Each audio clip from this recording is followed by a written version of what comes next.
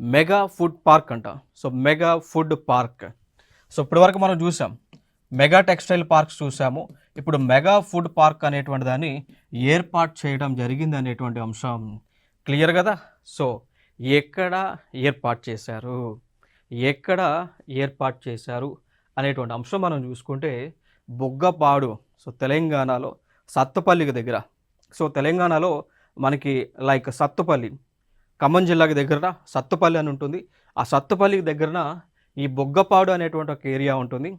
So, అక్కడ mega food park అనేటువంటి దాన్ని ఆవిష్కరించడం జరిగింది. అర్థమైందా? సో, డిసెంబర్‌లో జరిగినటువంటి ఒక ఇంపార్టెంట్ ఆవిష్కరణ మనం చెప్పుకోవచ్చు. ఓకే. సో, ఓపెన్ చేసుకున్నాం. ఇనాగరేషన్ చేయడం జరిగింది. సో, దీని యొక్క ముఖ్య ఉద్దేశ్యం ఏంటి అండి? ఈ మెగా ఫుడ్ పార్క్ అనేటువంటి దానివల్ల కలిగేటువంటి బెనిఫిట్స్ ఏంటి?